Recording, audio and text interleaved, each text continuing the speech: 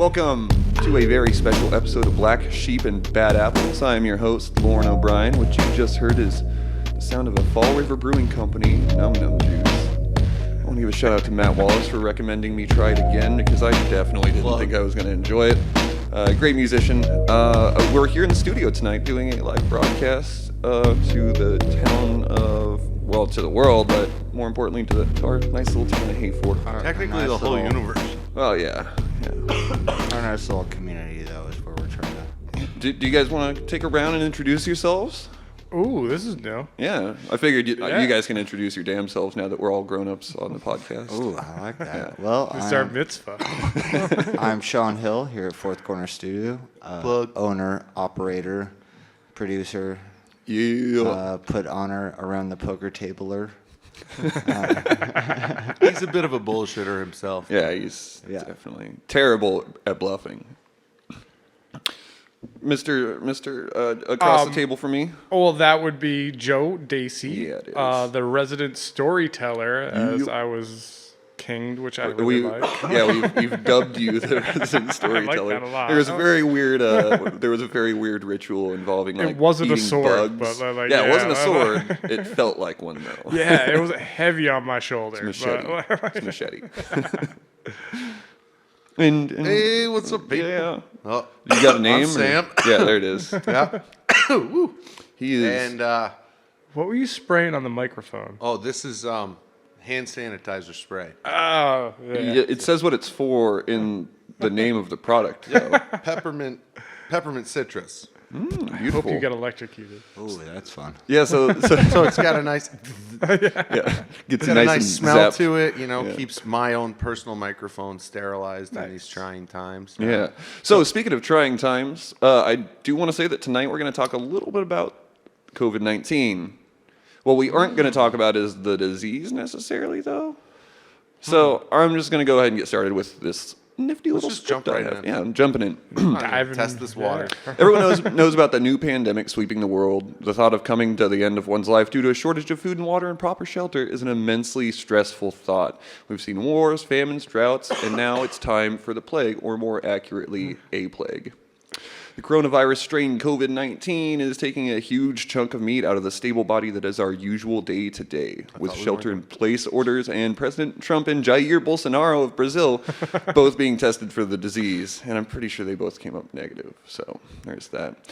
It seems that there's no corner of the world that it won't affect. And There's a couple islands that it hasn't reached yet, which I That's love. awesome. Yeah. In theory, not reach that island that stupid ass missionary kid got. Oh, killed. yeah, it's Yeah. definitely not gonna. It shouldn't get there. It would In wipe theory. them the fuck Yeah, out. you're talking about. I I think saw- it's North Sentinel Island. And His name was Joe. I believe about 1%, of the stuff I actually read on the internet.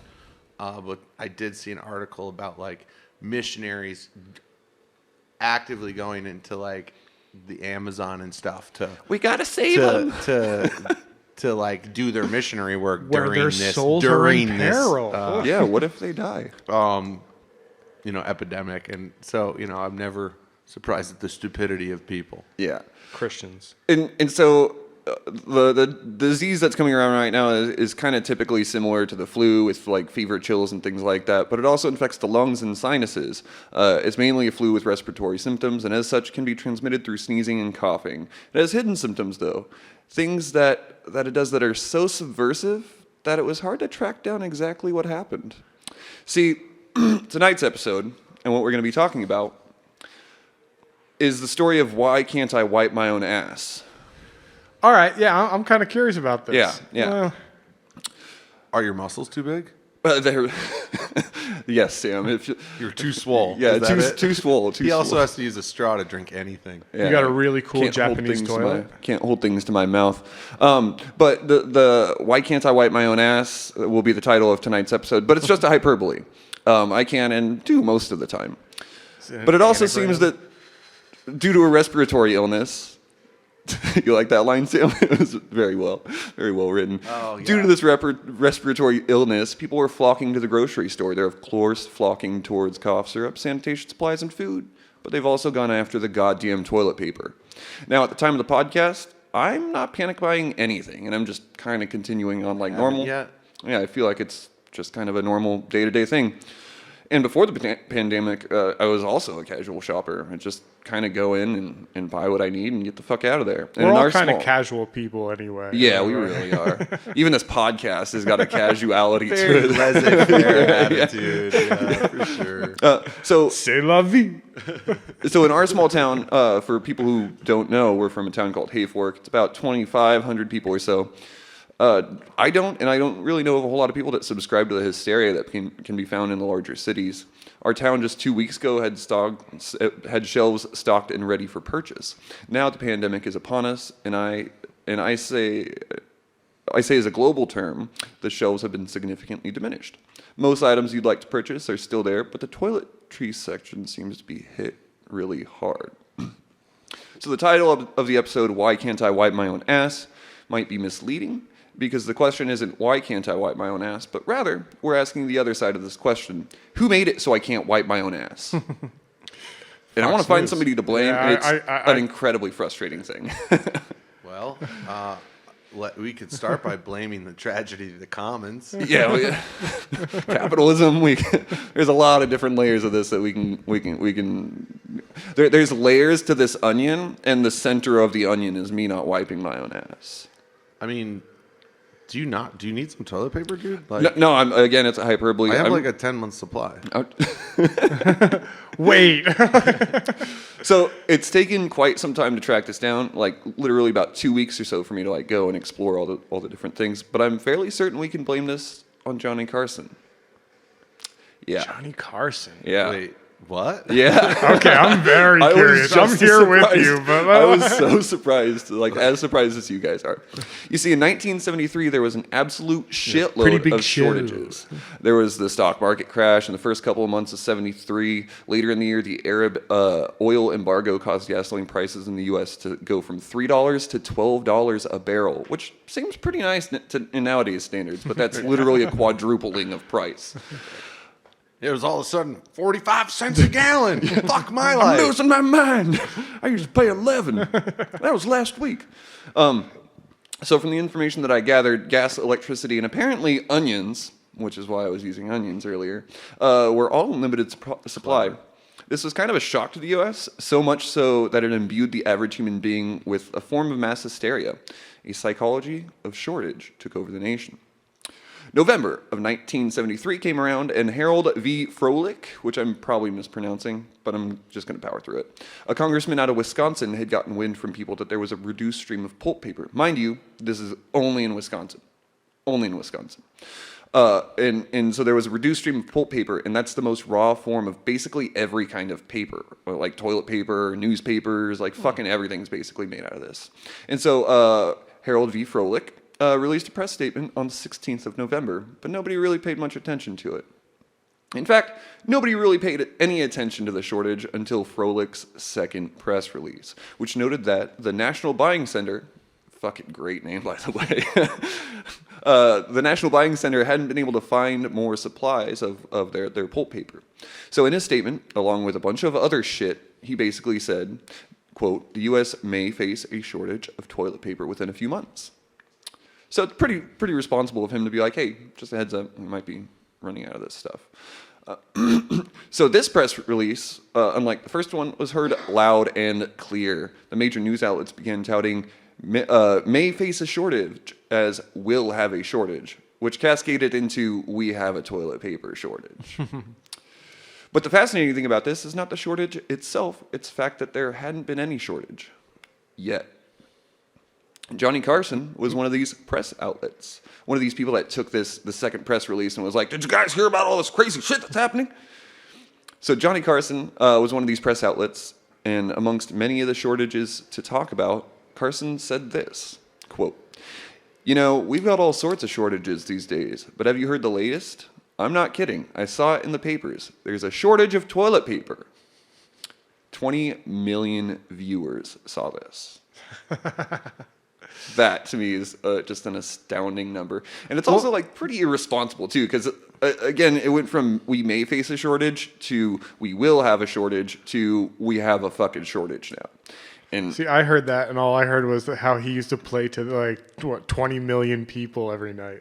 yeah, That's fucking very incredible. impressive. Yeah, like if we think the 4 That'll people never listening- happen again. Yeah, if we think that there's no, because he was the only one. He was the only guy. Yeah, You know, like he really was. basically a monopoly on the market. Yeah, and he really started the whole thing off too, from what I understand. It started off with those variety show hours and stuff, like from like the 40s and 50s and stuff Miss like a that. variety In show. the dance. Oh, yeah. like the dance. You're talking about shows. Soul Train? Yeah, like Soul Train. Like older than that was going on. I feel like for a while, but I don't really know. Yeah, and I don't know anything about that. I didn't come prepped to like talk about like dance TV from the 40s. You mean that's something that you didn't go to school for? You just Bro, I barely went to school. Is not a place for smart people. Well, all right, Rick. That's all right. So there's also this thing called a self-fulfilling prophecy, and as I've said and will say many more times, when people hear the phrase "may face a shortage," if they're civilized and calm and resistant to sensationalist news, they would hear something along the lines of, "No worries, we'll keep you updated, keep buying and shitting like normal." However, when the press began to talk about the shortage, the insane masses heard, "We will have a shortage."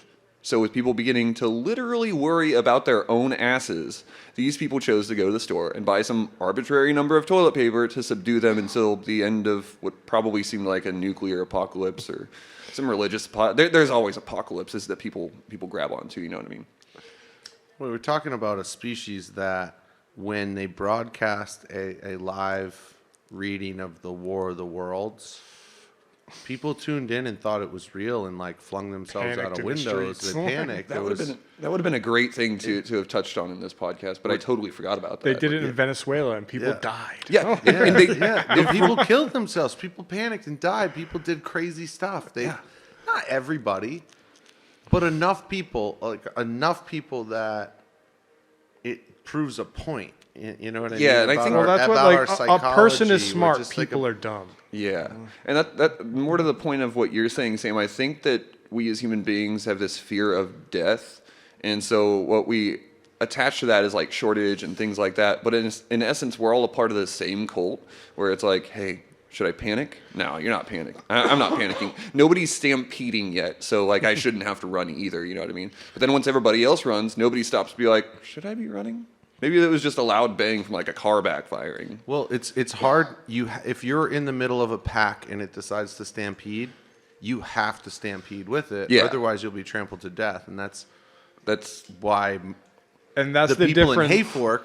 This is why the people Exactly. in Hayfork didn't fucking panic, because they're people who stand at the edge of the herd anyway. That's the psychology of Hayfork. of Hayforkers.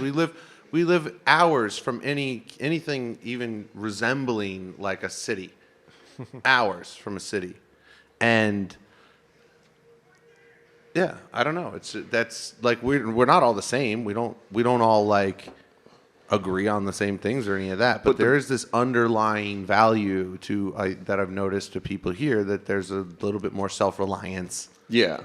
Well, and I also think and kind of like we don't like crowds. Well, and you know, and also things take so slow. Like I used to remember the time, or like how long it took for news to travel from the east to west coast. It was like 5 days at one point, and now it's basically instantaneous. But that same idea applies here.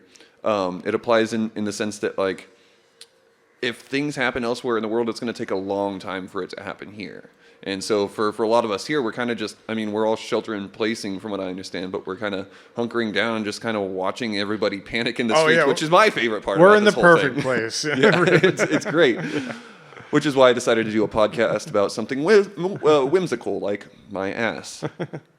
So when people started panic buying, the grocery stores were left empty, being as how a town of so many people only needs so much TP per week. Oh, this is about our town here. So when people start panic buying, the grocery store was left empty, but being as how we really only need so much TP in a month or whatever the time being, the shelves remain empty until the next shipment comes. Now, the people going to the stores were seeing empty shelves of toilet paper, which indicated that the shortage had already arrived. So I guess we're actually still back in time with Mr. Carson. Terrible writing. Well, I also lost Pretty my place big too. show. Yeah. So those who had not already bought toilet paper made their way to the stores, and as the shelves were stocked, they bought as much as they could because, again, you got to worry about your own ass. And so when people went into stores and found toilet paper and bought as much as they could, the shelves were emptied again, and people, the cycle kind of continued. Until, basically everybody just calmed the fuck down and wiped their asses like normal. Yeah, people still probably have toilet paper from that rush in their store from back then. Yeah, and if people were hawking toilet paper now at exorbitant rates, imagine how much that vintage toilet paper is worth now. Well, no, it's all one ply. You don't want any of that toilet paper. It's like cardboard. I mean, on some level, my opinion is price gougers should just be jumped for their shit. Yeah, it's been happening though. People yeah, that have been trying. It happens. Yeah, no, it always happens. You know what I mean? No, they've been getting their own. At the end of the day, the people that sympathize with the enemy, in this case, shortage. Yeah. But throughout history, we've always 100% executed the sympathizers when the enemy was defeated. I could show you a lot of Nazi sympathizers that are still very, very prominent in our society. Why don't we hold off on that for another podcast episode? Yeah, that's a different subject. Let's not get too hypey about it. We went to the moon. So again, my question we'll be examining today is basically the question of why? Why do people act like this? So I want to also get into how it started here currently, because in '73, Carson and many other news outlets had caused this hysteria. So again, my question is, who the fuck do I blame now? Fox News. Well, it seems that the toilet paper shortage was a staggered event happening all across the world. It's actually really, really strange. So, in March of 2020, a WhatsApp message was sent around China. This message, WhatsApp. Ruinous. It's a ruinous app. If you guys want to read the translated version of this here in a little bit, I do have a version of that to read. Is it do you Google remember? Translates Mandarin slang kind of translation? I don't know Mandarin, but so I assume that it's slang, but it's just kind of a list. So we'll get to that here in a minute. Do you remember when WhatsApp first came out and it was just like you could talk to your friends from all over the world without having a phone package, and that was their way of doing it, and it's only been used for crime. Yeah. Which one? We're also going to touch on that in a little while too. I mean, when I was in Spain, everybody just used it. That's just what they used. Well, nobody had. Stop you right in your tracks. God damn it, Joseph. Won. Joseph Dacey. Dead 3/27/2020. Died of the virus. Yeah, the quote unquote. For sure, the virus did this. For it sure, kicked his ass. So the message was sent around China, and it was actually in the later part of February, but the message that I got was the beginning of March, and the message was sent around claiming there would be shortages of a series of different products, among many things like spaghetti and Korean noodles. The message also said there would be a shortage of, quote, large part of the brand paper, end quote, and, quoting again, tempo vinda, unquote, deer paper. Now, the pertinent information is Tempo is a subsidiary of Vinda. So we're going to talk about Vinda a little bit.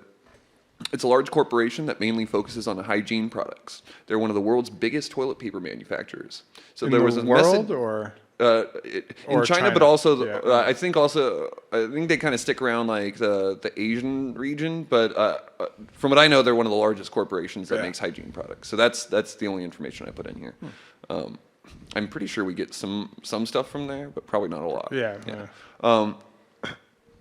So there was a message sent by them, but nobody knows who sent it because nobody sent the message who works for Vinda. Yes, you don't use WhatsApp. To raise their hand. You don't use WhatsApp to send a corporate message to the world. You use a press release like a fucking human being. I mean, in the instance that corporations are human beings. Now they are. You can get fucked so hard right now, Sam. Bro, I don't believe that. I'm just saying that's the legality. That's of it. the world we live in now. Well, and if they're technically legal persons, I don't know how should it they works in China. should they still only That's get just $1,200 a month or $1,200 for the? Anyway, we're getting into other stuff. So they have a higher I thought tax, we so they said get no more. politics. Sorry. So the message that was sent around basically China, it said things like update the production line from the mainland to stop work. The following brand goods for limited fast no. Then it lists a series of products and personal messages, one of them being I'll be back soon. So before we continue on, I think Mr. Sam should go ahead and Breakdance. yeah, just read a little bit of that, or all of it. You want me to Vogue. do the list? I'll do the Yeah, list. do Hold the on. list. Oh, jeez. Do the list for me. Gosh. Yeah, Does and- it zoom in? You can. It's yeah. Hold the control button. Oh, you got it. You're good. Wait, did I? I don't know. Let me help you out. No, stop. Do, do, do. Okay, help me out. I fucked up. I broke I'm like, let me help you, and you're Oh, there like, we go. no. There we go. No, I Okay, don't okay, need there we go. help. We got it. Okay. Ooh, this is great. It's really good. I need to move it a little closer. Yeah, do your thing. All right. Taste Road, Zhujiang Bridge, Long City, and the other Li Kum Ki products, Tao Di drinks, Hung For Fuk. Oh wow, that's a Yeah. By the way, he's reading a list of things. yeah. It's like English letters, Yeah. but not English words. No. Okay, so I'm sorry, and I'm trying very hard not to offend anybody's sensibilities, but I'm gonna fuck this up for sure. Yeah, it's great. You gotta see the faces that he's making right now. It's all in the eyes. Did you fucking make this list? No, I was like, yeah, so Okay, hold on. Well, hold on. A little history about this. So Don't be insensitive. Come on. during my research, I Hung found a. Fuk Hall.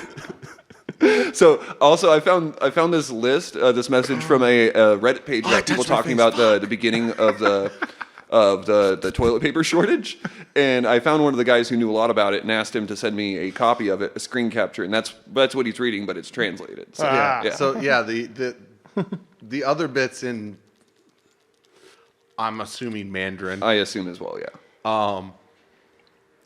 and is not something I can read at all. Vetus, which just fucking makes me think of that the Russian pop singer, Vetus. I've never heard of him. Isn't it like the guy with the? Oh, you know what I'm talking about? Is that someone No, else? no, Oh, no, okay. no. We'll bring that up later. We'll come back to Yeah, this yeah. Vetus dude if you don't know Vetus. Vetus. So Vetus worldwide, large part of the brand paper. I'll be back soon. The following goods are available in Lin Kimmy. Maybe it's just Kimmy is one of the goods that are available. I don't Yeah, know. that's probably how it goes. I have no idea. Jinfeng rice. Yeah. Okay. Yeah. You got that one.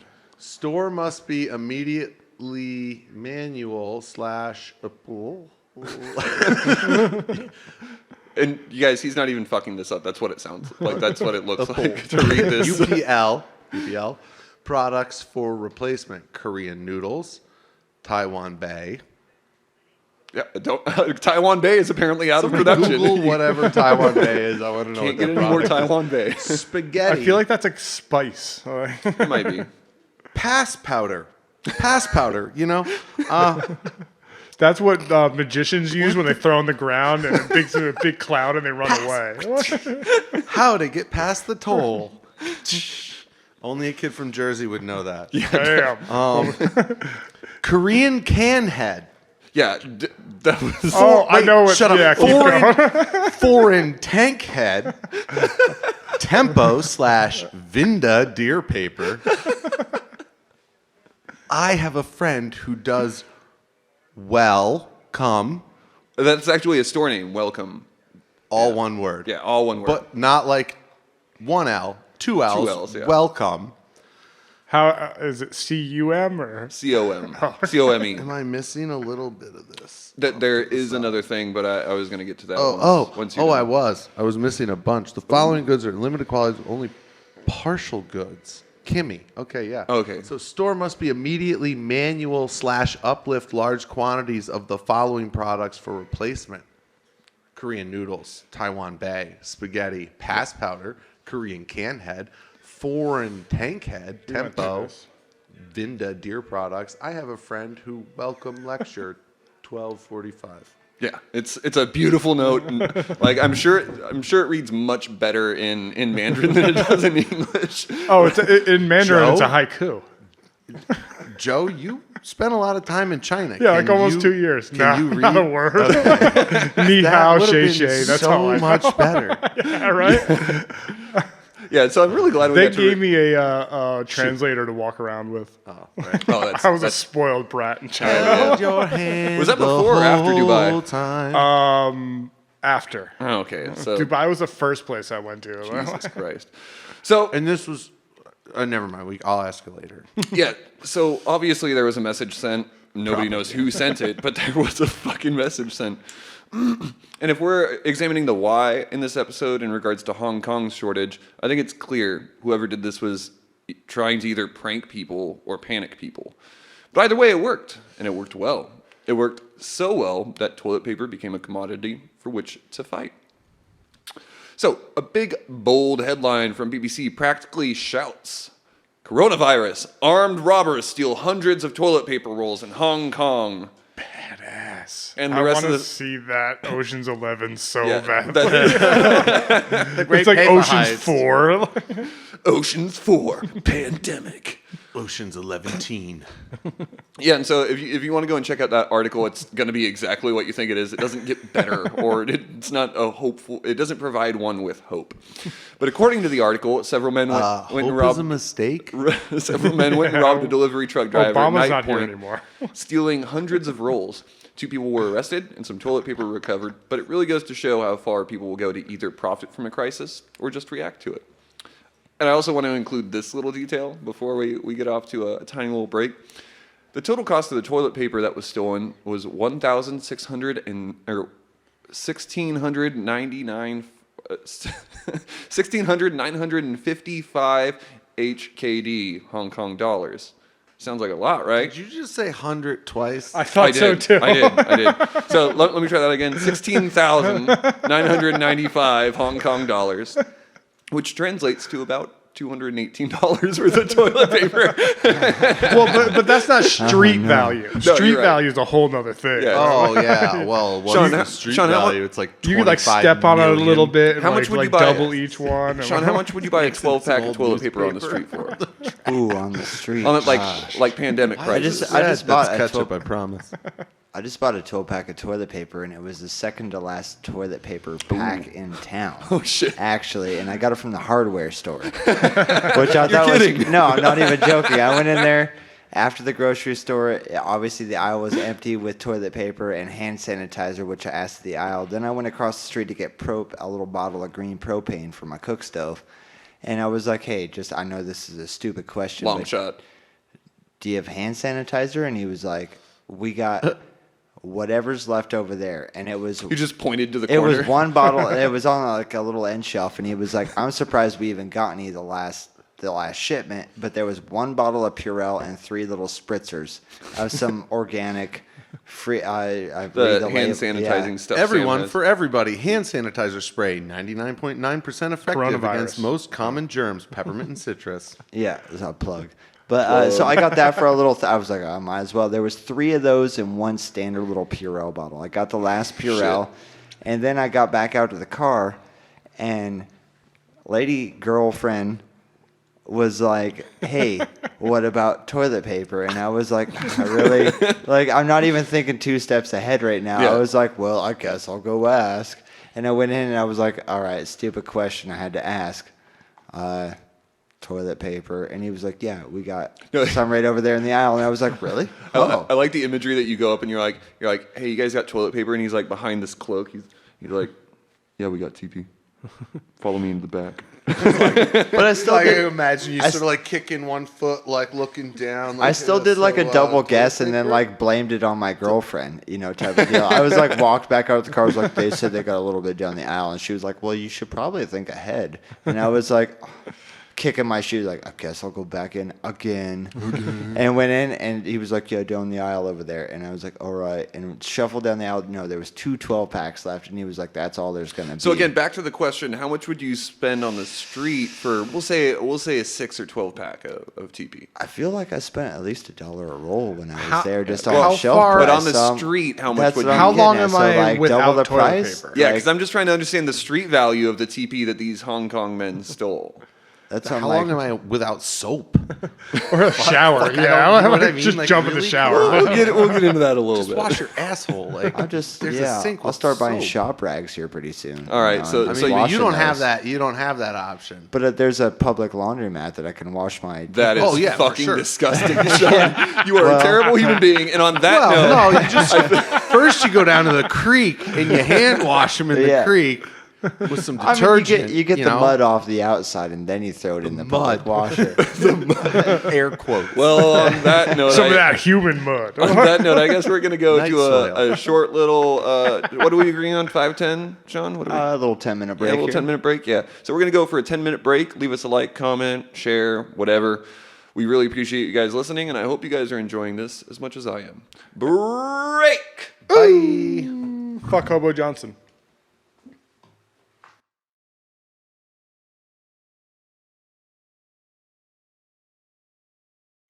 Thank you for listening to the Black Sheep and Bad Apples Independent Podcast, broadcasting to you from Fourth Corner Studio out of Hayfork, California. If you're enjoying this, please remember to hit the subscribe button or like on our YouTube page. Our YouTube page is Black Sheep and Bad Apples. You can also find us on Facebook at Fourth Corner Music. Fourth Corner Music, supporting independent podcast, music, and more.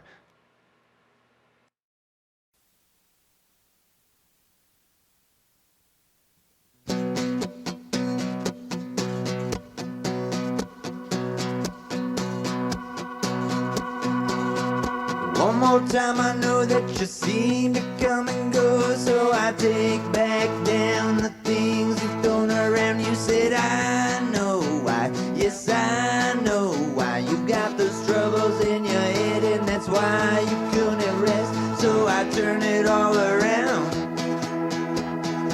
for you. Too true. Too soon. Well, take me as I come. This could be a lot of fun if you loosen up the reins. You'll see we feel the same as when you could have tried.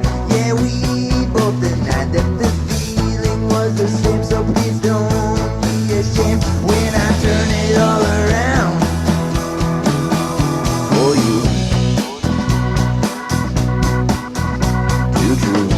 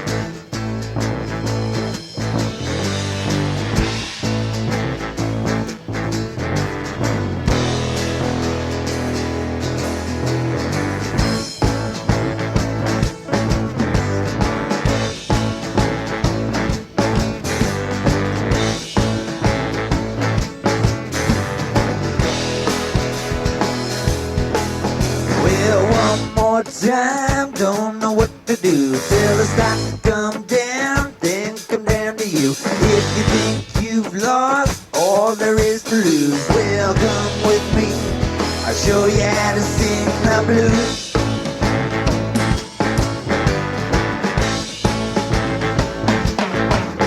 Well, one more time, don't know what to say, so I thought I'd come down, say it anyway. If you think you said all there is to say, well, what you doing around here anyway?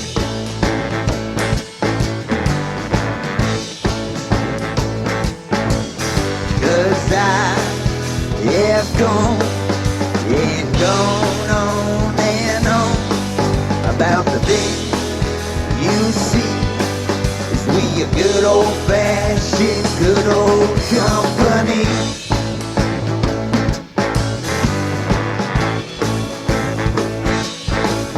Well, one more time, don't know what to do, so I thought I'd come down, do it all to you. If you think you've done all there is to do, well, looks like you don't have much to lose.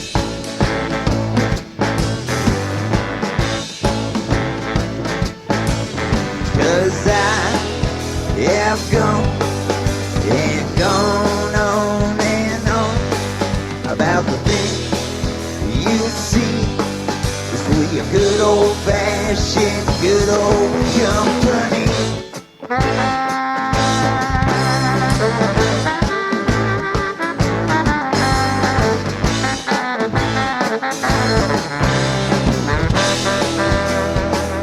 Well, one thing, don't you know you've come to show.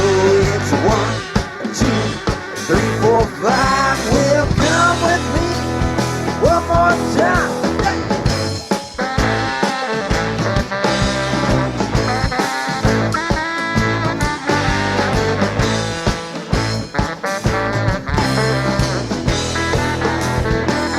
Well, one thing, don't you know you've come to show. It's a 1, 2, 3, 4, 5. Well, come with me, be alright.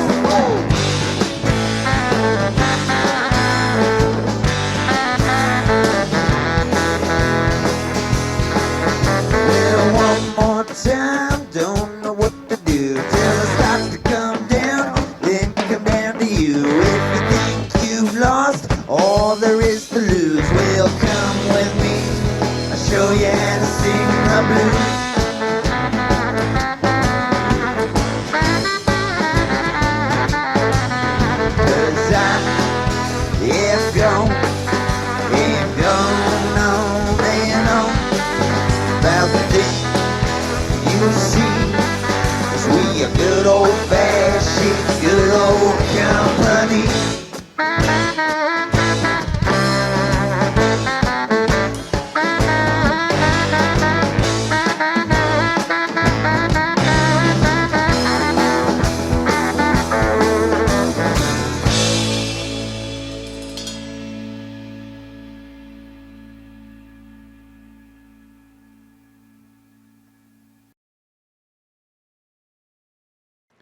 Thank you for tuning in, and now back to Black Sheep and Bad Apples.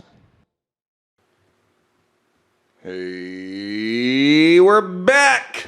We're back. I hope you guys missed us, because fuck, I've missed you guys. Oh, Sam, did you want to talk about something before I continue on? I mean, You want to talk about the propaganda thing maybe a little bit, or what? never mind? Are you talking about the Quaker toilet paper? Yeah, Oh, no. Do you know who the Quakers are? I have no idea. well, actually. you can make an oatmeal cookie and wipe your ass with that. That That's works. true, too. So, No, this is not Quaker. I mean, yes, the Quaker oatmeal dude He was a Quaker. He was a Quaker, right? But Quakers are... they're a group of people. they're that- pretty rad. They're actually really yeah. cool. They're like one of my favorite, if not my favorite, like religious groups of Christians. they're religious. There's a Quaker school in Philadelphia that G Love went to, from G Love and the Special Sauce, and he still comes back to that school like once every year and performs for them, and it's a big. Like, they love the arts. I'm sure there's some like dark side to Quakers. There always is a dark side. But the Quakers were like a really industrious and innovative sect of Christian ideology, I guess you could say. And they had all these orphanages because I don't believe that they believed in marriage. They were all, what's it called when you don't have sex? Abstinent. Abstinent. I'm pretty sure. You're like, I don't even know the word. I mean, I should. Fuck my life. No, don't fuck your life, man. But so the Quakers. Anyway, I'll wrap this up really quick. Yeah, please. The Quakers were these people, and they kind of shunned a lot of like modern advancements. They were Luddites. sort of, but not really in the same way that they weren't like they took our jobs. They were like those are things that we're supposed to do. Like these are the labors of the daily tasks. But they didn't use toilet paper. This is my fucking point, right? Okay, finally. These interesting people 3 seashells. didn't use toilet paper in their latrines. They used fresh corn cobs that had been shucked of the corn. Actually, some senator recently suggested that. He's like, run out of TP, use corn cobs. It's like, what the fuck? I actually You're heard from that Iowa? too. Yeah. Right. And so I was thinking of that. I was like, plant some corn. Every little kernel of corn will give you like two wipes. Two wipes solid at the very least. And I bet that's a clean ass when you're done with it. It's like a scrub brush that's not really that scrubby. And it's kind of soft. Fresh corn is not hard. No, I mean, exactly. the inside is, but like the But very if you got a middle cob that of the you've cob. chewed the corn off of, it's going to be a little soft. I don't. But I mean, eat it around first, you here- just- And it'll be ribbed for... All of our Yeah, all of our pleasure. Yeah. it's like if a cat was a vegetable and licked your asshole. Oh, no, I don't want to do it now. I don't want to do it. All right, so back to the podcast. And we're done. One thing I wanted to note before we continue on is earlier I mentioned that in China the toilet paper crisis started in March of 2020. I want to correct that and say that it actually February 5th was when the WhatsApp message came out, and so after that was when they started panic buying everything. So I just want to make that little correction before we continue on to Japan was soon after Hong Kong, with reports coming in of toilet paper shortages as early as late February. See, now that one's unacceptable because they have the cool toilets that fucking wipe your own robot ass. The robot toilets. That's that was an awesome thing to think about from our podcast episode about the robots. And Dyson invents the robot toilet. It's great. They have attachments if you sponsor say us, you're Dyson. like a male or a female. But if you're a male and you say that you're a female, the like water just like cleans your balls. It's great, man. Well, all right. Joe is also our worldly toilet expert. So I've never used one. I've just researched them, and I really want one. an article for the I'm gonna fuck this up too because it's Japanese. Mainichi. An article from the Mainichi Japanese news outlet has an article titled Pretty good. Japan toilet paper shortages are unconnected to coronavirus, but that's encouraging. It wasn't an incredibly encouraging article, though. What it did, though, it shined a little bit of light on the production of toilet paper, production of toilet paper. The article discusses a rumor spread throughout social media that the paper that is being used to make toilet paper had been earmarked to make face masks. Now, this is in no way accurate, but it seems social media just ran with it anyway because it's fucking social media. Yet another case of, quote, it could be turning into it will be, turning into it is. So the article highlights that masks are made from non-woven fibers, and toilet paper is made of a combination of 40% pulp and 60% used paper. The pulp comes in as an import from North and South America, and, quote, obtaining it is reportedly in no way an issue. But nevertheless, the shelves remained empty, with people panic buying up toilet paper and other supplies en masse. So this isn't like eventually we're going to get to the United States, but this isn't a thing that just happened here. People aren't just panicking here in the United States, and I want to emphasize that this is something this kind of hysteria is just worldwide. This kind of panic over any kind of crises and having to stock up for the end of the world. For me, it's just very hilarious, especially because I've been watching the on Netflix. They've got the Doomsday Preppers, which we talked about a little bit earlier, not on the podcast. And God, Nat Geo does such a great job of making these people look like idiot fucking assholes. And how can you have your own Doomsday Prepper spot if you? It's annoying. If you bring Nat Geo to the spot. Yeah, exactly.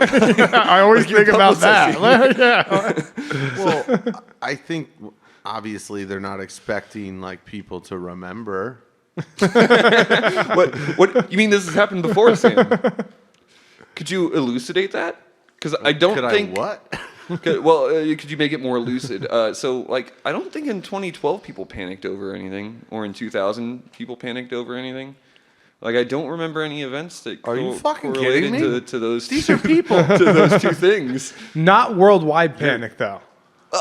I don't know. I haven't done enough research to validate that. Like, that's why I keep people going didn't back. Put their computers in their backyards in 2000 because they were afraid they were going to explode. Or turn into these mechs. Or 2012 wasn't the end of the world. I'm just saying, people, quote unquote, air quotes, are really prone to They're fucking fucking panic. dumb.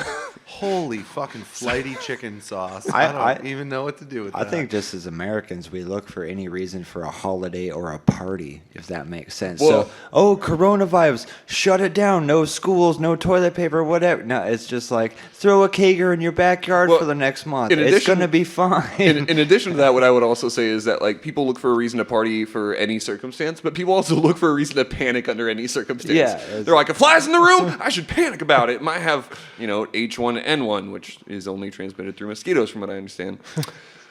Back to the article, though. I haven't heard anything West with that in Nile mind virus. about how mosquitoes carry coronavirus. Yeah, it almost and seems like summer's this coming. might just wash over and I'm be just, fine. But who knows? So, with Hong Kong having started their toilet paper scare somewhere near February 3rd, the Japanese experienced their own around March 2nd, which is very interesting. It took about a month between China to Japan for all this to do its thing. Are you going to surprise me with like a gradient curve? No, I'm not gonna. Well, what I am gonna say, I'm gonna posit a question. When did this start happening to the United States? Well, other than Johnny Carson, it appears that it also started around the beginning of March. A USA Today article from around the time talks about people anticipating, quote, a potential quarantine, which we're now under. The article starts very aptly with these four. It's not really a quarantine. It's supposed to be, and that's South Africa's on a quarantine. It's a shelter in place. Yeah, shelter in place order. But people are using that synonymously with quarantine and stuff. Sure. So. Yeah.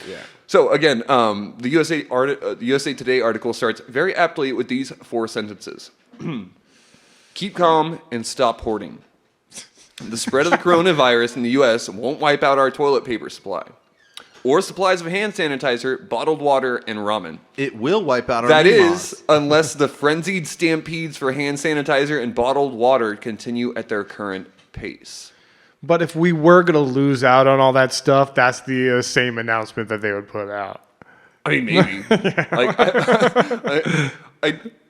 I want to believe you, but I feel like there would be a little bit more understanding. So one of the rumors that I heard was that this is actually one of my favorites, by the way, is that the coronavirus is here, and they're kind of blowing it up in regards to national news and global news, because what they're trying to do is they're trying to quarantine people. They're trying to literally do the Agenda 21 thing that everybody's so scared of, because there's a comet coming to Earth at the end of November that's going to wipe out humanity. I hope so, man. And so there's so many things that you could like say like this is a cover up for, and like I really wish that just like I don't know. The issue that I have is that people are panicking and they're trying to be like, my panic is because my panic is understandable because I'm not panicking about the disease. I'm panicking about, I don't know, the government sending robots after us or a fucking asteroid that's coming to Earth to fuck everything. Like, Well, I don't know it, but it's crazy shit. But that's the thing Asteroid where that's there's coming to Earth to fuck everything. Breaking news. there's so many things where like it kind of is the straw that just breaks the camel's back. It is. For a lot of it, where like I feel like we were sitting on a powder keg for a very long time. Yeah, and well, and as Sam was talking about, like I think people, they naturally want to panic due to like the flight or flight thing that comes with the mob mentality thing, and I think it's just a really good example talking about how there's literally conspiracy theories that the COVID-19 is a cover up for a fucking asteroid that's coming to Earth to kill us all in like late October, November, or something like that. I don't know. I got plenty of conspiracies about it, that would be a whole nother episode. A resident conspiracy theorist. So what we're dealing with isn't a storyteller. Joseph. So what we're dealing with isn't a shortage of resources. It's actually just people taking more than they need. When they do this, the shelves look empty, which causes people to want products that they can't have. So when the shelves are restocked, they panic and buy it all over again. Yeah, it felt weird to me to like walk into the grocery store and see a shelf when I went to the coast, and I saw like these empty shelves and like places where there was always like cash and carry. Yeah. And there was like more people there than I'd ever seen before, and this feeling that I got, and I was like, wow, ooh, that thing, whatever that's going on right there, I don't want it. I don't need that shit. Because it's just going to make me act like these people who are all like standing in line coughing on each other like idiots. Yeah.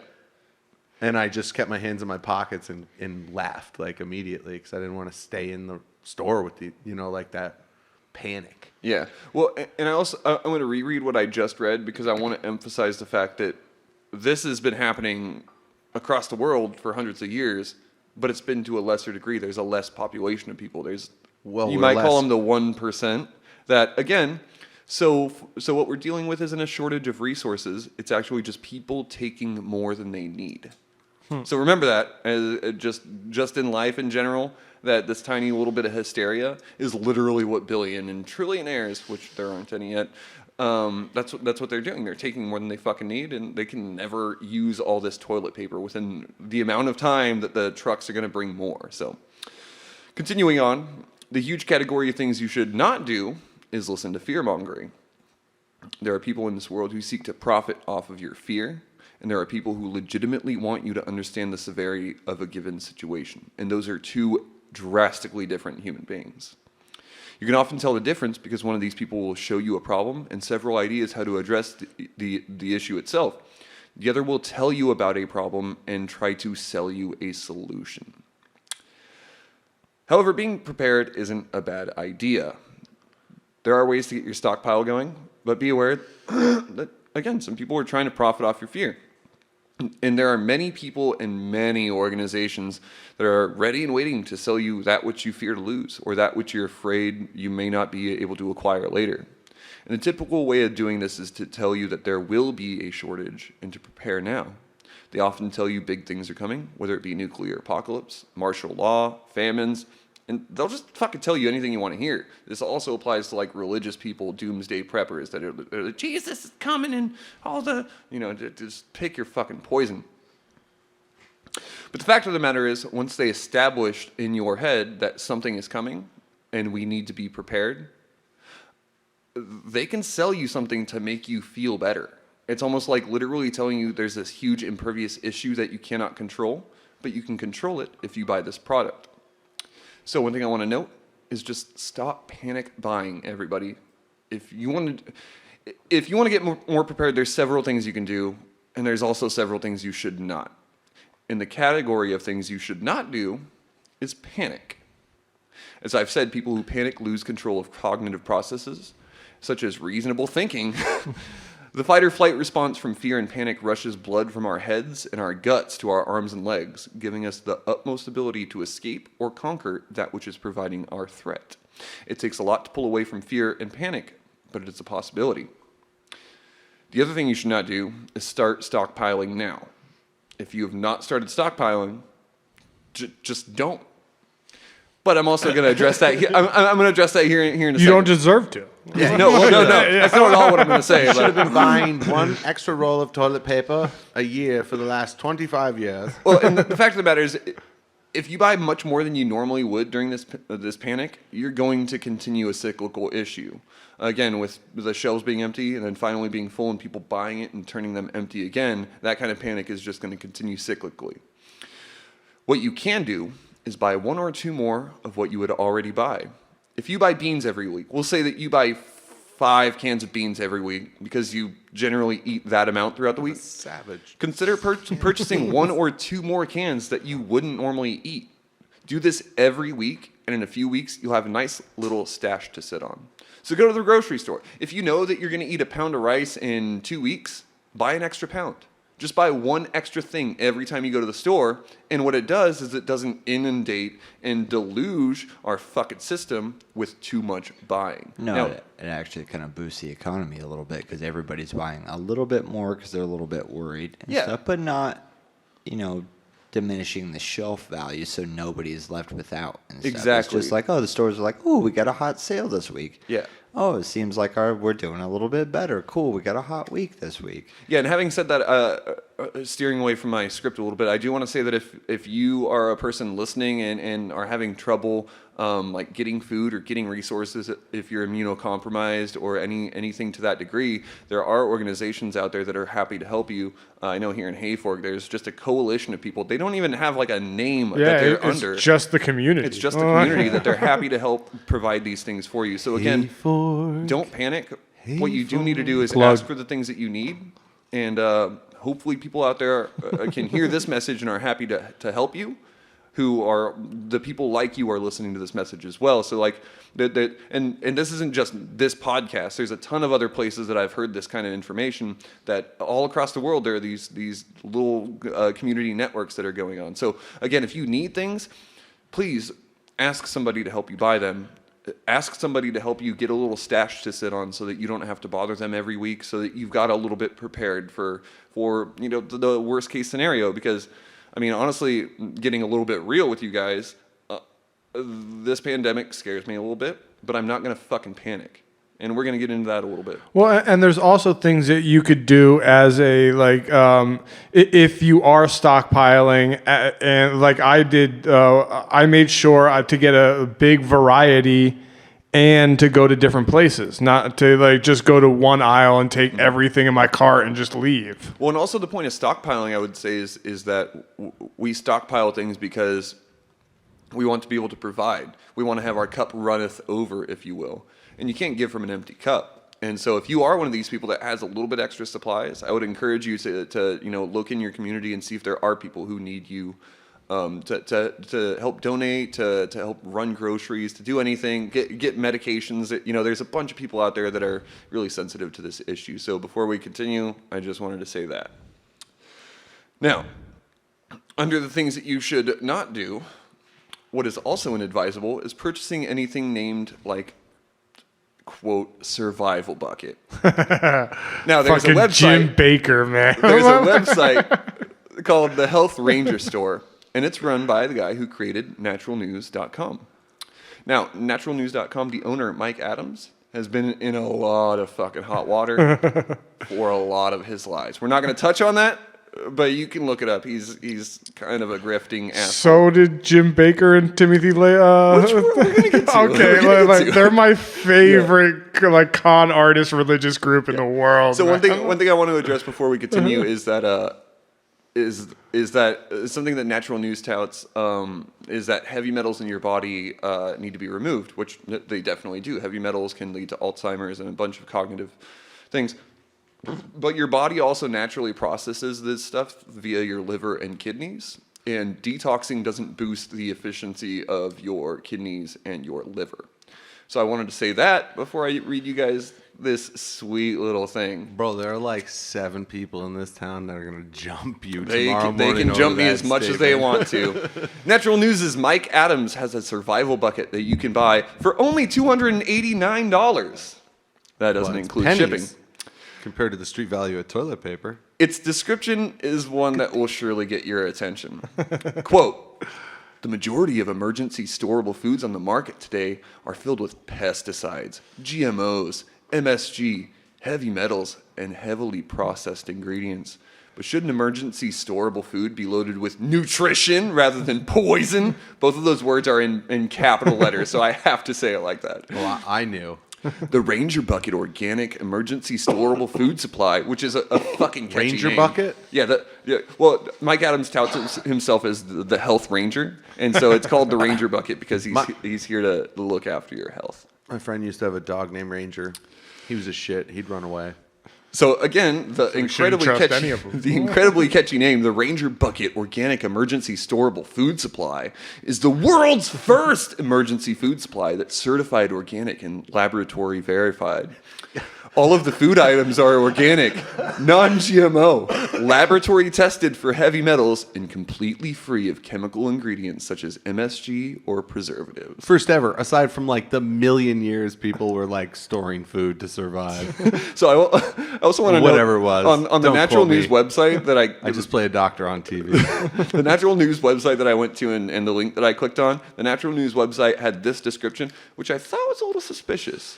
It says, all the products it contains are organic, non-GMO, low heavy metals, comma, pure and clean. Well, what with chemtrails and all? Yeah. Well, I think if I want a food that lasts for like generations, I want it to be Beans. preserved. Yeah. With preservatives. well, and so again, I want to repeat the part that said, like in his way of like selling, like one of his selling points is all the food items are organic, non-GMO, laboratory tested for heavy metals. But also they're low heavy metals. So yeah, so like if you are concerned, which I think you should be about having heavy metals in your system, detoxing them from your body, we could talk about that later. But the idea is that if you're looking to not get heavy metals in your system and you're going to places like naturalnews.com for them, you have to understand when you buy their products, you're getting heavy metals in you. And so it's the exact opposite of what they're trying to talk about. Like that you will get heavy metals in you if you eat this person's product. So that's what's turning the frogs gay. Yeah, you gotta stop saying heavy metal though, because I can't stop thinking about the movie. Metal. Or the South Park episode with the cat scent. So Whatever that was. Oh yeah, the catfish one where they're like, not huffing one way ticket to dinner. the Boobatorium. No, You never even see her boobs anyway. No, Natural News. Natural News. The Natural News' Ranger buckets have two different varieties of buckets. One can buy bucket A or bucket B. If this guy's such a douche, why are we plugging the fuck out of his product? Oh, because it's just really good. Because and I'm gonna get to something here in a minute. I honestly just can't believe the audacity of some of these fucking grifting assholes that I really wanted to highlight this. So the bucket don't make it political. The bucket the A bucket itself has 193 servings of food. Amazing. And in it are a variety of hard-to-find products, and I say that sarcastically, such as organic garbanzo beans, organic lentils, organic jasmine rice, organic almonds, just to name a few. Things you can just stockpile. You can just buy them at the store. And if you're concerned about like health and like non-GMOs, go to the health foods. Like I like meal prep stuff like that, not just like, hey, this is a big bag of lentils that I put in a and that's what bucket. it seems like. It seems like it's a meal prep bucket rather than a survival bucket. So, yeah, I expect a survival bucket to have like seeds and a gun inside. yeah. Well, bucket B with 264 servings boasts Himalayan salt, chia seeds, yellow popcorn, and it's G36. And it's also got quinoa, black beans, pinto beans, coconut sugar, and quote freeze-dried yellow miso. No fish hooks and fishing line. Now, I wanted just not for the a survival bucket. Well, and if you're have fish hooks, it's not a survival bucket. and if you're a true survivalist, one thing that you're going to focus on is like the do-it-yourself aspect of survivalism. You're going to want to do all this stuff yourself. So if you can buy a survival bucket, what's fucking stopping you from making a survival bucket? No. I did a little bit of research. Give a man a fish, teach a man a fish. So with a little bit of math, and though my numbers are slightly off, you can basically buy the whole thing and do it yourself for about $200, about $100 less than what he's touting it for.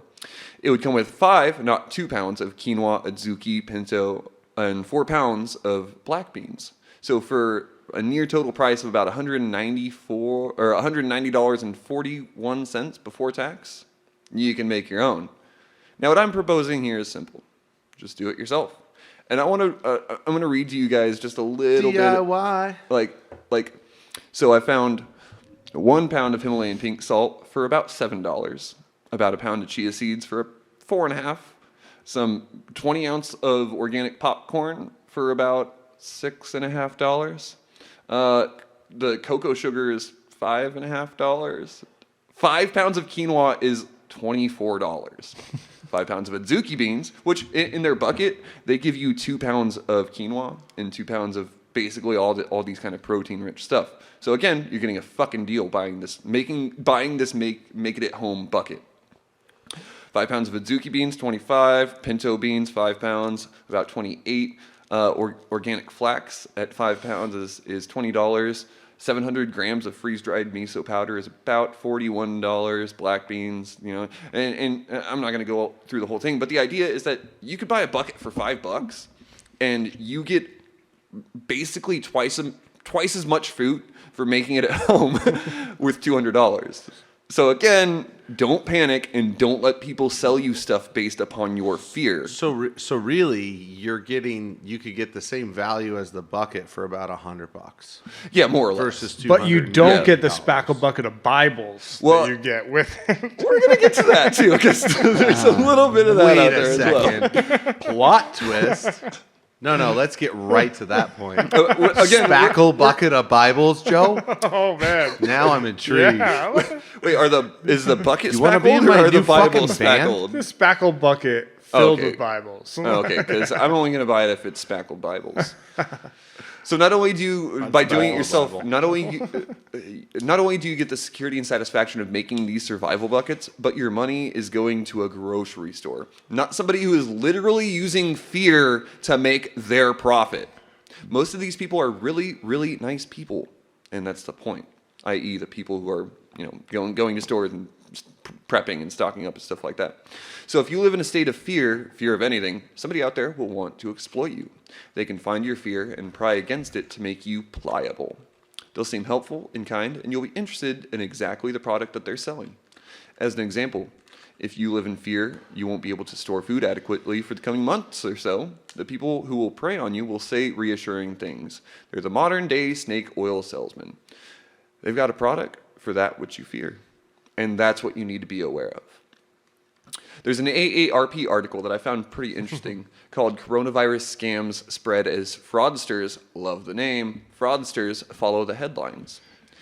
The byline, which is amazing. The byline reads, "Be wary of people pushing products or stocks that promise a cure." And I think it's fucking brilliant the way they wrote it. And I think it's especially excellent because it says what I may be failing to convey, that people are out there who are trying to prey upon your fear and trying to get you to buy stuff because you're scared of things.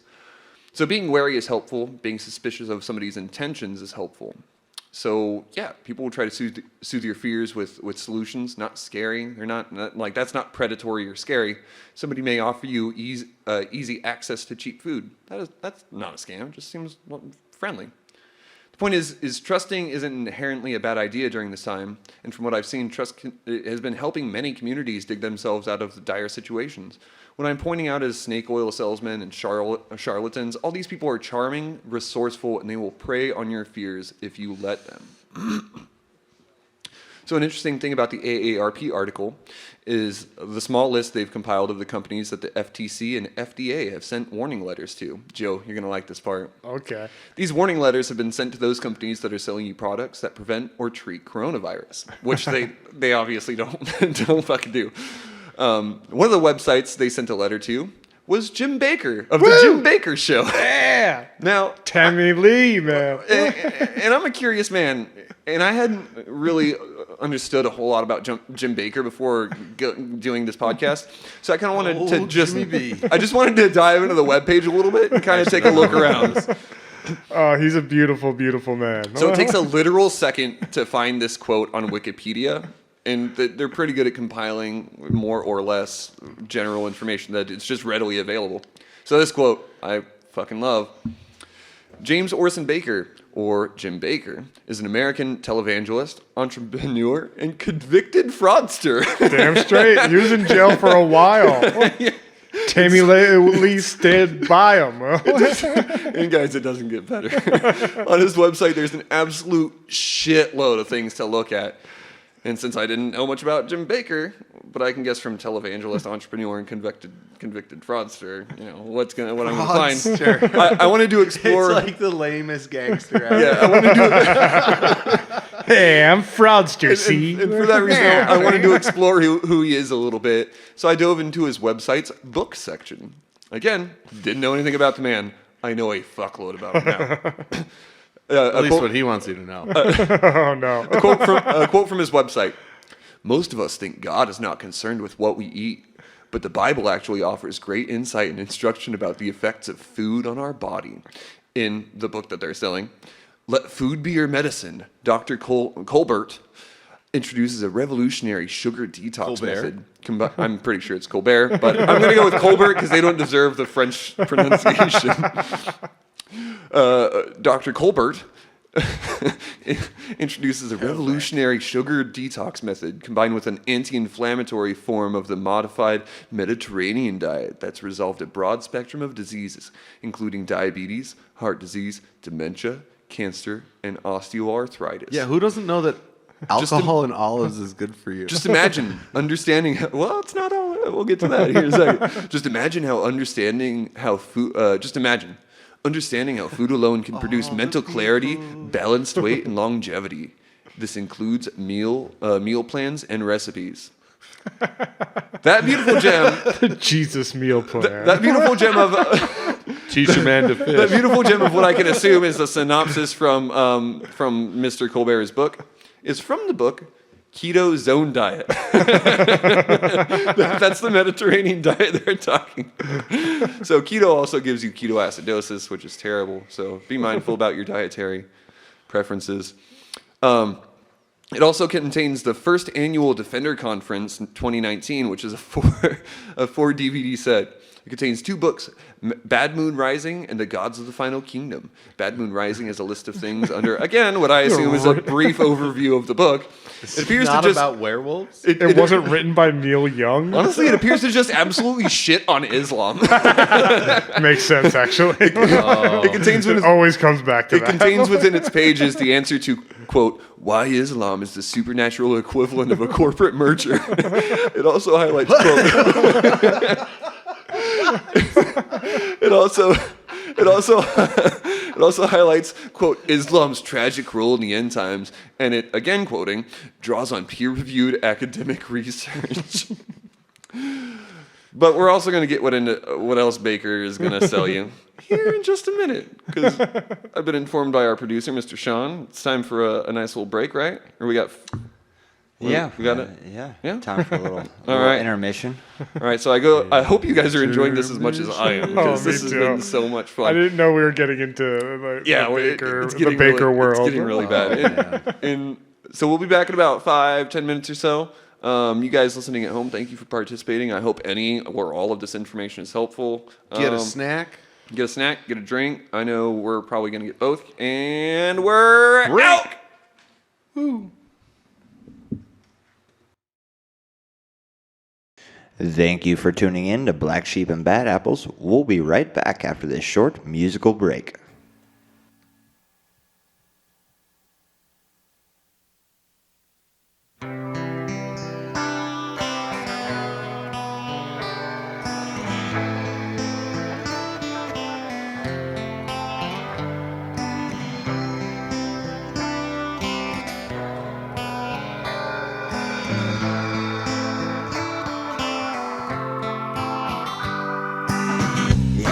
Of a dead-end road on a snowy night came a man I thought I knew with a friend by his side. He had dark thoughts in mind we soon would see. I was away that night with good company. What was I to do?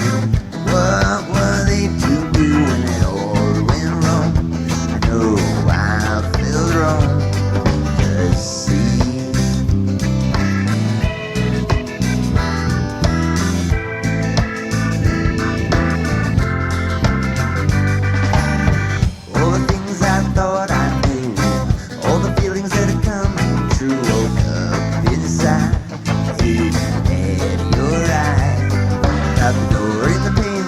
pops and the cans you left behind. All the clues I needed would break my mind. I don't know where to go, I don't know what to do or what to bring. You see the thought that's killing me, I've begun to believe.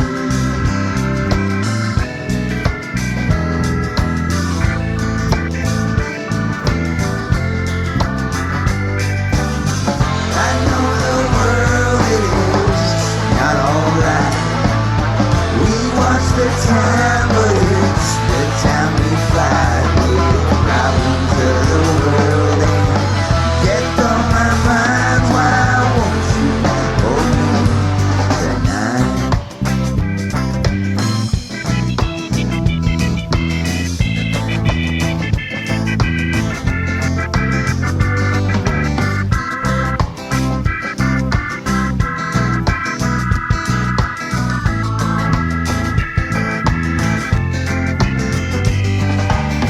Staying home and from red to blue. Got up and came on blue with the dark side. Yeah, it makes me mad. But all the things I thought I knew, the love, the trust, the faith I had in you is all been lost. Yeah, I feel lost. So where you gonna run? Where you gonna hide when I come for you? See the thought that's killing me is I'm gonna kill you.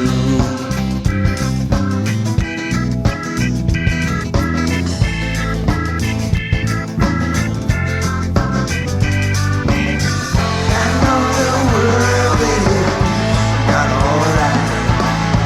We watch the time, but it's the time we fight with the problems of the world and death on my mind. Why won't you hold me? 'Cause I know the world is not alright. We watch the time, but it's the time we fight with the problems of the world and death on my mind. Why won't you hold me tonight?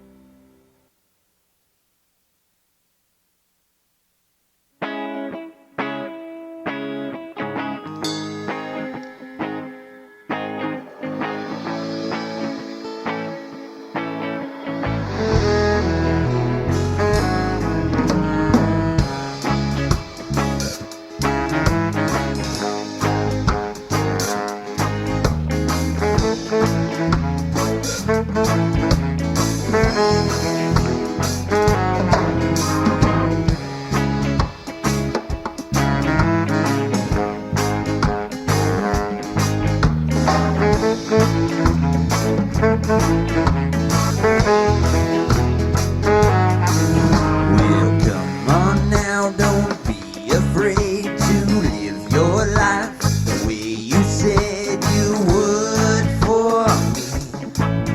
Yeah, it's hard to see that the troubles of the times brings change to our minds.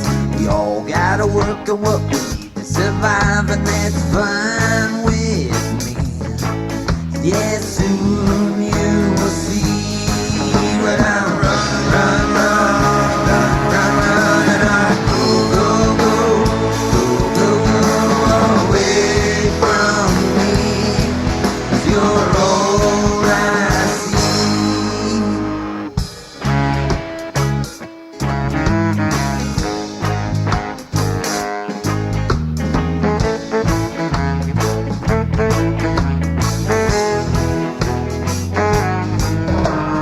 Now I look around and see a lot of confusion about the ways of the world. The people who rule them, oh, why should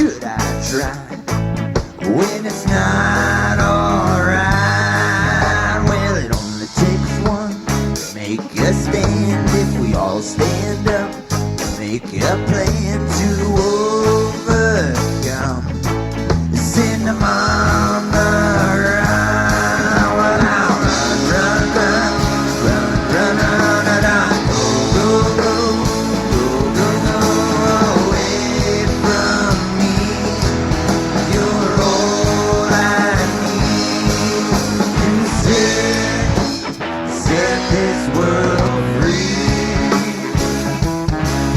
It's taking all our time and company to set this world free. It's taking all the time. It's taking rhythm and rhyme. Now we all stand up and say what we believe. Hey!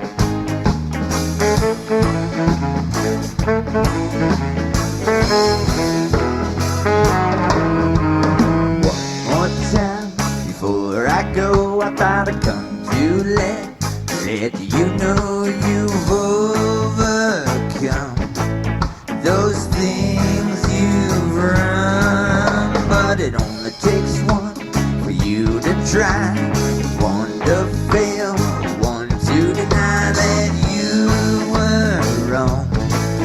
And on the run, well, I'll run, run, run, run, run, run, run, go, go, go, go, go, go away from me.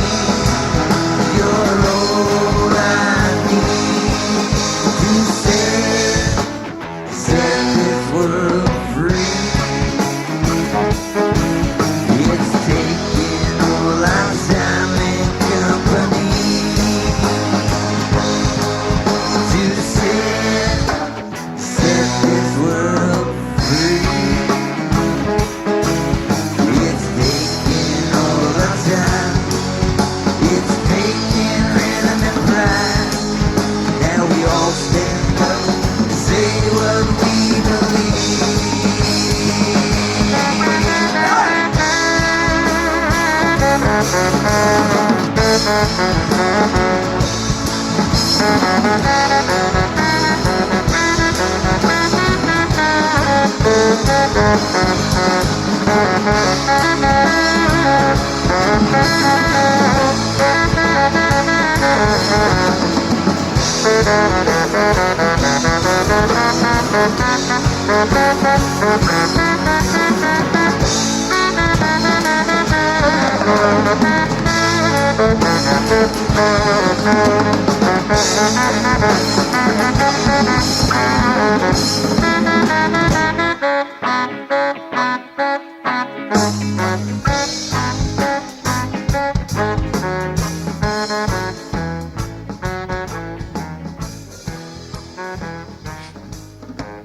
And we're back.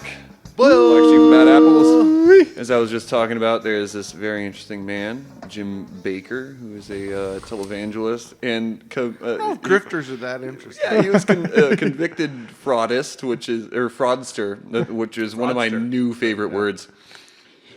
Lamest But mob. Baker also sells his own brand of survival buckets, Damn straight which he is the long does. point that I wanted to get to. Ooh, Joe. I know I went a little bit away from our main topic, but I just want to show you guys really that Jim Baker is a wholesome and religious man. But he also sells Augustin Farms 30-day Fiesta buckets. Yes. I'll take 2. I feel like that's just Stock me up. queso. In the immortal words of Blinken, I'll take 2. Which, according to the description of what the product is, it, quote, has all the fixins to prepare 100 delicious Mexican food favorites for breakfast, lunch, and dinner. And so It again, has eggs in it? yeah, it does. It's got eggs. Powdered It's got a eggs? bunch of like salsa and stuff in it too. I think they're all dehydrated. Contains soy products It's crazy. and dairy. So Washed eggs don't keep. again, the point being is that I just want people to understand that your fear can actually be something that's profitable for other people. And since fear will always find us, whether it's caused by religious end of days, apocalypse, or pandemic, we have to be prepared to just sit with it, which is actually what is recommended. So here, we're going to talk a little bit about fear. Our fear will be a constant companion with us throughout hard times and throughout our entire lives. Our fear can give way to panic, and so staying calm and conscious is essential. Sitting with your fears can be helpful in allowing a conscious acknowledgement of them. It's recommended that you sit with your fears for 2 or 3 minutes. Grab a hold of the thought, the fear, and sit with it. Remind yourself that this is fear. It's an emotion, and like every emotion, it doesn't exist in a vacuum. Fear will leave us as once happiness had left, and happiness will return just like fear. These feelings are ebbs and flows, and we can simply acknowledge that once one is done feeling their fear, that they can do other things. And so what you should do is sit with your fear for 2 to 3 minutes and sit there and Embrace it. just ruminate in it. But then also do something very nurturing and self-loving afterwards, because that's very essential. It's something enjoyable. We got to pop that comfort zone to be able Be to get a afraid bigger comfort zone and later masturbate. on. Yeah. And so we also have to ask ourselves questions like, why is this fear here? What is my anxiety teaching me? Psychom.com uses this brilliant phrase, and I love it so much. Remind yourself that your anxiety is a storehouse of wisdom. Pretty potent words, I think. Your anxiety is teaching you something that you've already learned, and it's trying to teach you to prepare for it. Right. Sean, You're only afraid of things that you recognize as being dangerous. exactly, yeah. If you don't recognize that there's something dangerous about it, like the innocence of children is also the danger of them, because Yeah. they don't recognize the dangers in the world. That's why, like, little kids run out into the street, and Yeah. you know what I mean. And like one of your That's where you're fears bringing shouldn't this? be running out of toilet paper. I'm just saying, these are all learned. They're all learned responses to wanna think about outside stimulus of some sort or another. You're not born with an innate fear of traffic, or Yeah. Corvid. And so we have to remember that, like, COVID. Fuck. P- I just love Ravens so much. I know I say Corvid all the time too. We have to remember that, like, panic, anxiety, fear, all this stuff. These are all the things that we can control, more or less, that can help us not reaction to a rumor about toilet paper, to not cause mass hysteria or participate in it.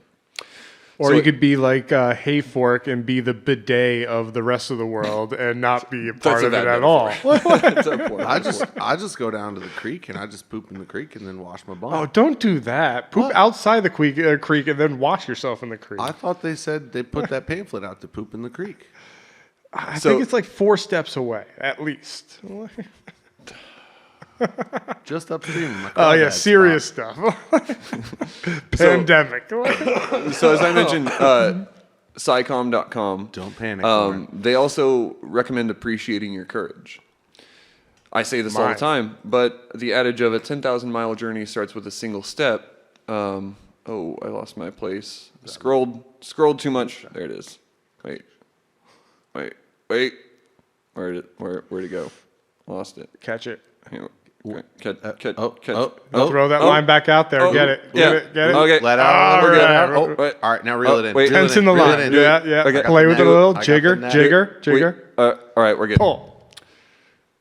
So talking about 10,000 mile journey. A 10,000 mile journey starts with a single step.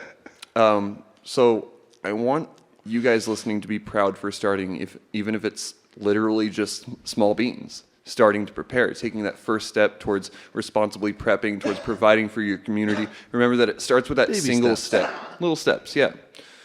Adding to that statement, I'd also like people to acknowledge that if you've gone 5,000 miles on your 10,000 mile journey, don't sit and be upset with how far you still have to go. Remember to acknowledge and appreciate and notice how far you've already come and how much hard work you've put into this project already. Yes, we have a long, long way to go. But I think it's, especially in these times, it's really important to appreciate how far we've come. Because, for instance, not anybody that I know has gotten polio in the last 100 years. You know what I mean? Or 70 years, whatever it is. I know. I actually dated someone who had polio. Really? Yeah. I didn't. It's still around? Did she have the walkers? Occasionally it No, happens. but one of her legs was slightly shorter than the other one, and like her right arm would suffer from like this kind of palsy thing occasionally, but like it wasn't really noticeable. Yeah. And pretty sure she was adopted. She had it as an infant, and then was adopted, and then came to the States. Yeah, so rough. Family was like, this kid ain't right, and put her up, and then she was adopted, and then they sent her to the U.S. That's Jesus. whew. I'm not gonna say that's exactly what I was thinking, but it was like right on the line. So I'm gonna take the reins here again, guys, Yeah, because pull this it is going back, off man. the I mean, off I the give rails. a hand Throw to that the line heart out there, for it. catch I'm just it. like, damn, I wouldn't like- say that I would agree with that sentiment at all, but But I'm just like, shit. Like, So, yes, we still have a long way to go, but again, let's appreciate how far we've come. Because that is being kind to yourself. And if all that fails, I want you guys to think of Frank Herbert's book, Dune. I knew it was gonna fucking come to damn it. this. Fear is the mind killer. I knew you were gonna do this Fear, to us. I must not fear. Fear is the mind killer. Fear is the little death that brings total obliteration. I will face my fear. I will permit it to pass over me and through me. And when it has gone past, I will turn the inner eye to see its path. Where the fear has gone, there will be nothing. Only I will remain.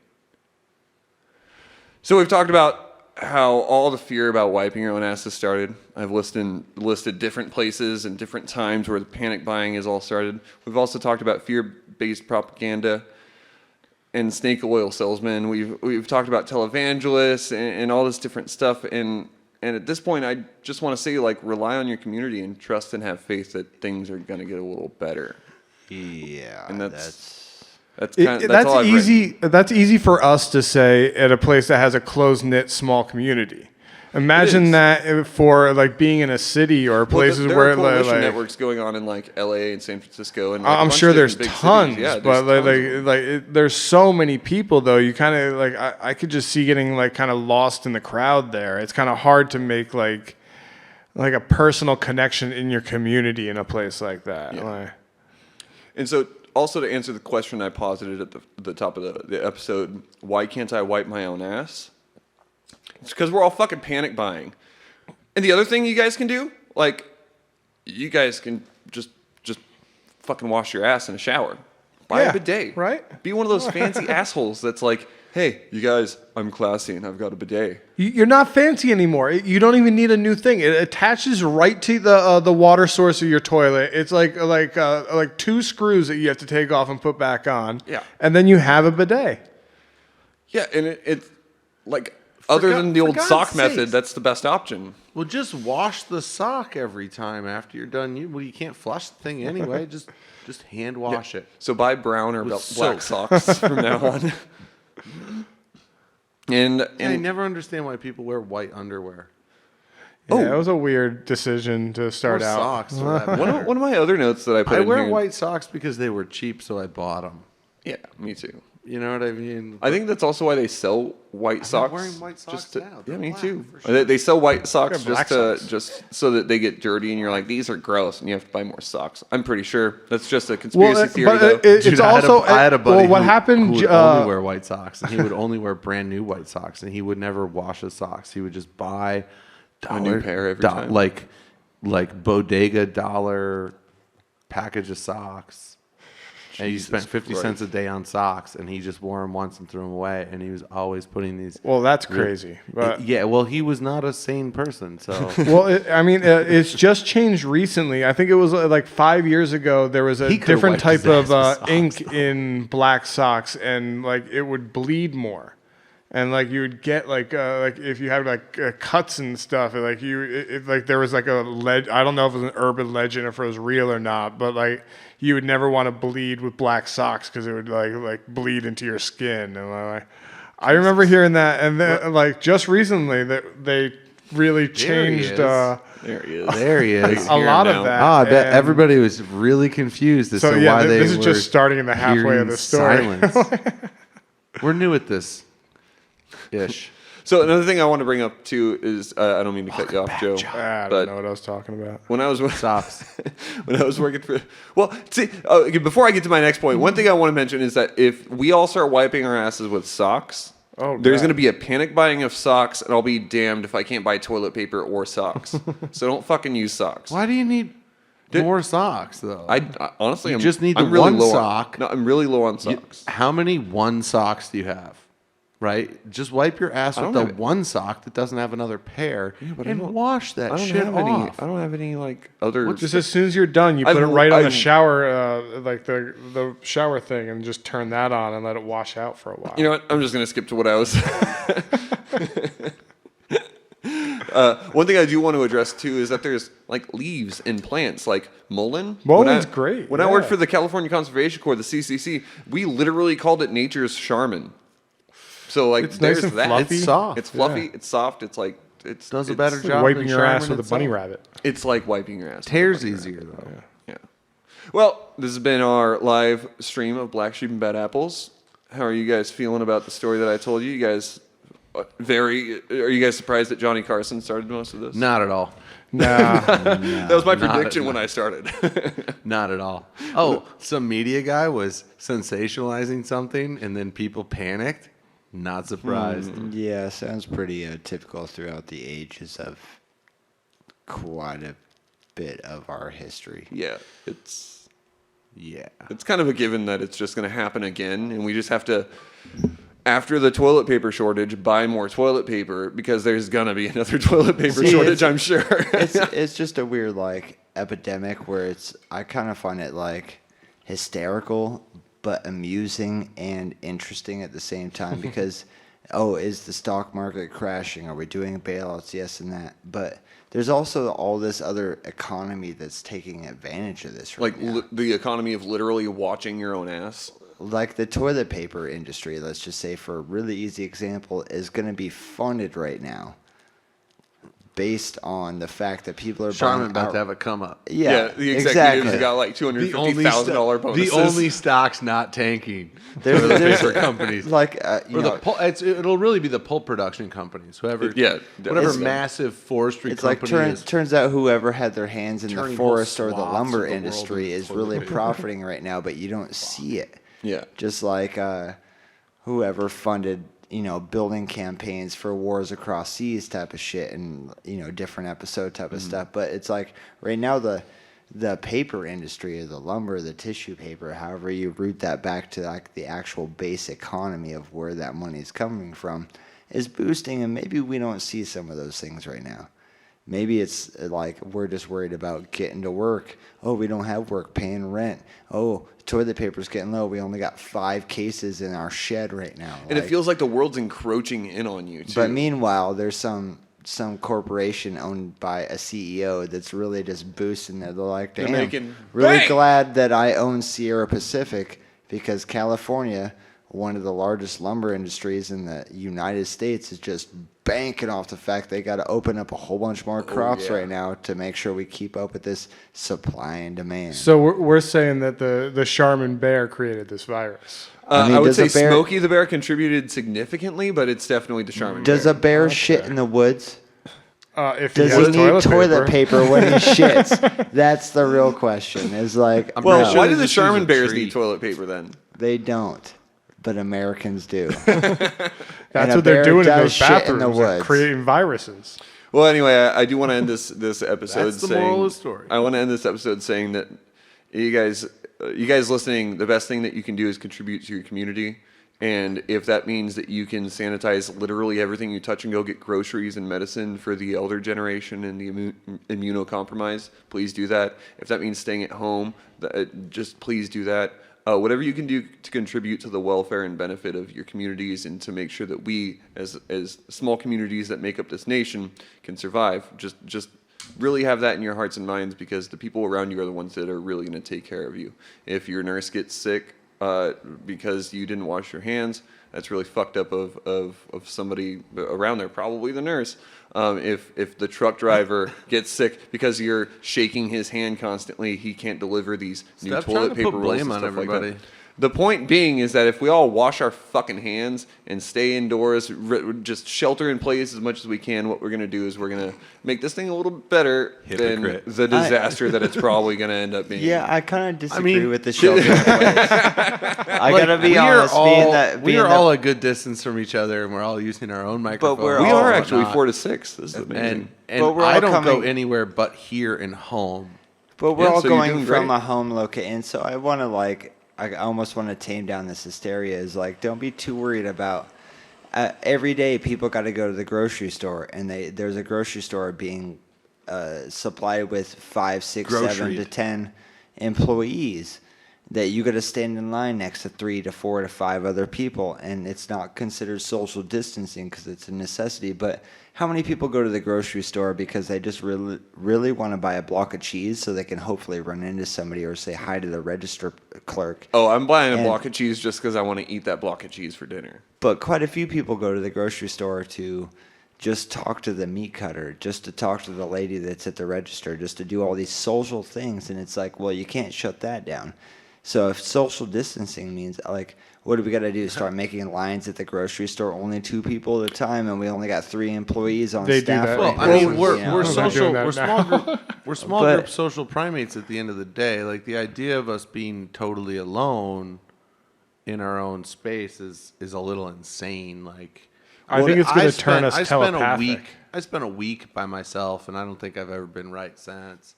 You know what Yeah, I mean? exactly. If you spend too much time alone, you're just gonna have a little bit of disruption in your mind. So it's like, yeah, I like the social distancing thing, but also social distance to an awareness. Like, we all have families. A gang is considered a family if you want to take it to that level, where they're we still a gonna gang? get together. You can't call a motorcycle club a gang. But they're gonna continue having their meetings, and I don't care about social distancing. It's about fucking operating and stuff You know, like that's that. And- Fuck Hobo Johnson. Fuck Hobo Yeah. Johnson. Yeah, so our I'm gang just beef. gonna go ahead and end this podcast with a positive note and saying that if you can contribute to the world, please do. We got to make this place a little bit better than when we found it, and We're all in this together. it's all about No, it's all you guys are me. It's 4 to 6 feet. I don't believe any of you. Wash your fucking hands and don't sneeze on other people. This has been Black Sheep and Bad Apples with Why Can't I Wipe My Own Ass? Thanks.